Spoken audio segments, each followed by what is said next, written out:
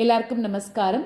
அம்பாலோட பரிபூர்ண அனுகிரகத்தினால சௌந்தர்யலஹரியோட 16வது ஸ்லோகம் பார்க்க போறோம். அருணஸ்வரூபம். இதுவுமே முன்னாடி ஸ்லோகத்தை மாதிரி இதுவும் அந்த சாரஸ்வத பிரயோகத்திற்கான ஸ்லோகம் அப்படின்னு சொல்லலாம். ஸோ இந்த ஸ்லோகத்துல அதாவது என்ன சொல்ல வரா, இதோட தாத்பரியம் என்ன அப்படின்னாக்க, மனுஷாளுக்கு அந்த வித்யா விலாசத்தை உண்டு பண்ணக்கூடிய சாரஸ்வத பிரயோகத்தையே சேர்ந்ததாக இந்த ஸ்லோகம் இருக்கு. அதாவது நம்மளோட சரீரத்துக்குள்ள அந்த ஹிருதய புண்டரீகத்துல பார்த்தோம் அப்படின்னாக்க பகவதியை நம்ம தியானம் பண்ணிட்டே இருக்கணுமா. ஸோ ஹிருதய கமலத்துல இருந்து வரக்கூடிய அந்த பராசக்திக்கு அருணா அப்படின்ற பேர் சாஸ்திரங்கள்ல சொல்லப்பட்டிருக்கு. அந்த தேவியோட அந்த சரீர காந்தியும் செம்பருத்தி பூ மாதிரி சிவப்பு கலர்ல இருந்துட்டு இருக்கான். பெயராலும் காந்தியாலும் அருணை அப்படின்னு உபாசகர்களோட அனுபவத்துல அந்த தேவியானவள் இருந்துட்டு வந்துருக்கா. அந்த பராசக்திக்கு 8 கைகள் இருக்கு அப்படின்னு நம்ம தியானம் பண்ணிக்கணும். அந்த 8 கைகள்ல என்ன வச்சுட்டு இருக்கா? ஒரு கையில பாசத்தையும், ஒரு கையில ஈட்டியையும், ஒரு கையில கரும்பாகிய வில்லையும், ஒரு கையில புஷ்ப பானங்களையும், ஒரு கையில வரங்களையும், ஒரு கையில அபயத்தையும், அபயம்னு சொல்லக்கூடிய மோட்சத்தையும், ஒரு கையில புஸ்தகம், ஒரு கையில ஸ்படிகமாலை, இது எல்லாத்தையும் வச்சுன்னு வந்துட்டு இருக்காளாம். அது மட்டும் இல்லாம சூரியன், சந்திரன், அக்னி, அந்த 3 தத்துவங்கள் தான் அம்பாலோட பராசக்திக்கு 3 கண்களாக இருந்துட்டு இருக்கான். மகாபிந்துன்னு சொல்லக்கூடிய அந்த அமிர்த கடல்ல வித்யா பீஜங்களை எழுதிண்டு தேவியானவள் விளையாடின்னு வந்துட்டு இருக்காளாம்.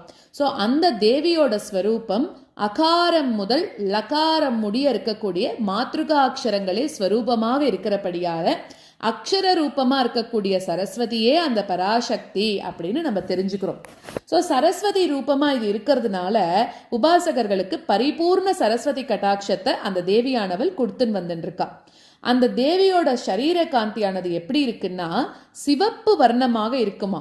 அந்த காரணத்தினால உபாசகர்களுக்கு அந்த விதமே தியானம் செஞ்ச மகிமையாலும் உபாசகர்களோட அந்த முக கமலத்திலிருந்து பெருகி வரக்கூடிய வாக் விலாசங்கள் எல்லாமே சிருங்கார ரச பிரதானமாகவே இருந்துட்டு இருக்கு அப்படின்னு சொல்றான். அதாவது சுருக்கமா சொல்லணும் அப்படின்னா, கவிஞர்களோட மனசு எப்படி இருக்குன்னா ஒரு பூர்ண தாமரை மலர் மாதிரி இருக்கான்.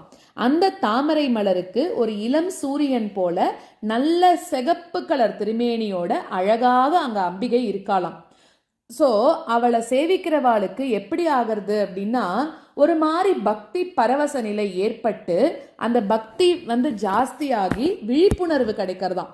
அப்போ விழிப்புணர்வு ஏற்பட்டு பிரம்மாவோட வைஃபா இருக்கக்கூடிய சரஸ்வதியோட அருள் அவளுக்கு நிறைய கிடைச்சு தெய்வீக கவிதைகள் படைக்கக்கூடிய திறமை அவளுக்கு கிடைக்கிறது அப்படிங்கிறா. அதனால என்ன ஆகிறது, இவாளுக்கு நிறைய திறமை வந்துட்டதுனால அந்த தெய்வீக கவிதைகள் மூலமாக மற்றவாளையும் மகிழ்விக்கிறாளாம். ஸோ நீயே அருணை அப்படின்னு தியானம் பண்றவாளுக்கு கம்பீரமான சொல் அழக அம்பாள் கொடுக்கறா அப்படின்னு தெரிஞ்சுக்கிறோம். ஸோ அதனால இந்த ஸ்லோகத்தை யாரெல்லாம் சொல்லிண்டு ஹிருதய கமலத்துல அருணை அப்படின்னு சொல்லக்கூடிய தேவியை டெய்லி உபாசனை பண்ணிட்டு இருக்காளோ அவளுக்கு கண்டிப்பாக சரஸ்வதி கட்டாட்சம் பரிபூர்ணமாக சித்திக்கும் அப்படிங்கிறா. இதுக்கு முன்னாடி ஸ்லோகமும் சரஸ்வதிக்கான ஸ்லோகம் தான், இதுவும் சரஸ்வதிக்கான ஸ்லோகம் தான் அப்படின்னு சொல்றோம். இதுக்கு நிகரா இருக்கக்கூடிய லலிதா சகஸ்ரநாம ஸ்லோகங்கள் கலாலாபா அப்படின்னாக்க கலைகளை வெளிப்படுத்தக்கூடியவள். அம்பாலோட பேச்சில் ஒரு அழகு இருக்கு அப்படின்னு சொல்றா. கலைகளை ரொம்ப பிரீத்தியோட அனுபவிக்கக்கூடியவள், காவியங்கள்னால பிரீத்தி அடையக்கூடியவள், அது காவிய கலா அப்படின்னு சொல்றோம். சர்வாரூணா அப்படின்னா எல்லாமே சிகப்பு நிறத்துல இருக்கக்கூடியவள். அப்புறம் வாக்வாதினி அப்படின்னாக்க நல்ல பேச்சு திறமையை கொடுக்கக்கூடியவள் அப்படின்னு அர்த்தம். இன்னும் நிறைய இருக்கு. பிரம்மாணி, சாரதாராத்யா, சதுர்வக்திர மனோகரா, காவ்யாலாப வினோதினி, ரசக்ஞா, ரசசேவதி, ஸ்ருங்கார ரச சம்பூர்ணா, இது எல்லாமே இதுக்கு ஈக்குவலண்டா இருக்கக்கூடிய லலிதா சகஸ்ரநாம ஸ்லோகங்கள். இதுக்கு நிவேதனம் தேன். அதாவது நல்ல படிப்பு வரணும், கல்வியில மேல வரணும், கவித்துவம் ஜாஸ்தி ஆகணும் அப்படின்றவ இந்த ஸ்லோகத்தை சொல்லிட்டு வர்றது நல்லது.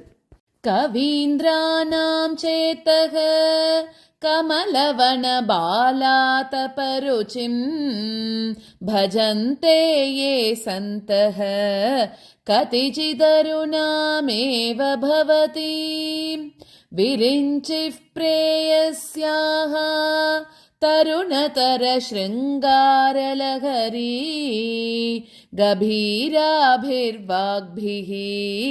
विदधति सतां रञ्जनममी कवीन्द्राणां चेतः कमलवनबालातपरुचिं भजन्ते ये सन्तः कतिचिदरुणामेव भवति विरिञ्चिः प्रेयस्याः तरुणतर शृङ्गारलहरी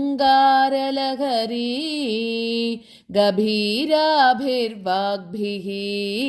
विदधति सतां रञ्जनममी